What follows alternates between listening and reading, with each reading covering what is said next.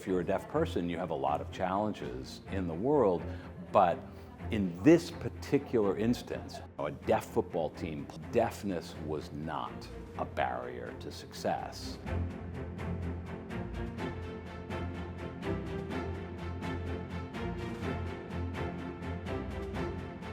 I'm Thomas Fuller. I'm the author of the Boys of Riverside, and we're here at Whittier Reads.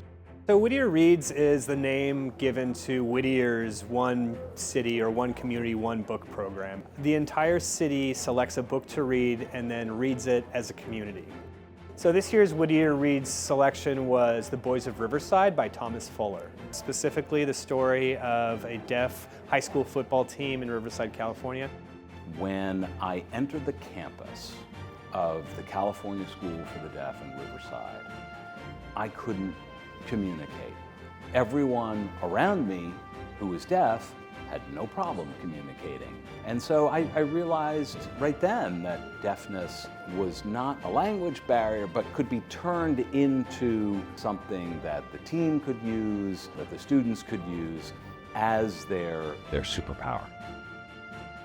We were very fortunate to have one of the coaches, Kaveh Angoorani, come up on stage. Because he's totally deaf, his daughter Malika was off stage translating questions for Kaveh into sign language. My name is Malika Angoorani. I am Kaveh's daughter, and I'm also the interpreter for the process of writing the book, The Boys of Riverside. It's interesting seeing my dad in a completely different role.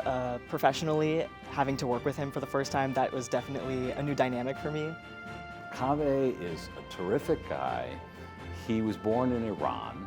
He came to the United States as a student and quickly embraced American culture, quickly became fluent in American Sign Language, and fell in love with the game of football.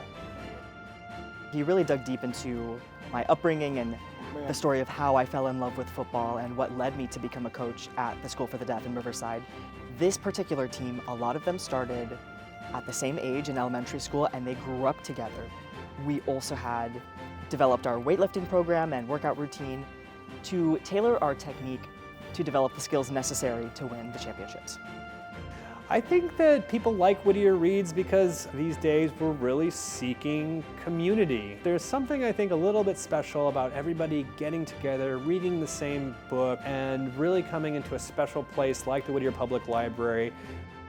I felt proud. I felt really proud. You know, I've always admired my dad, and to have people out there recognize his talent and his skill was really an amazing experience. It means a lot to me because it feels like that's a piece of my family that's been documented forever. I hope that people just come away with an appreciation for this story, which I think is just a great American underdog story about boys and getting together, having great winning seasons, but also just those questions about what is disability, what's the meaning of disability, if you can turn it into something that gives you a winning edge. Maybe we should add those nuances to our understanding of disability.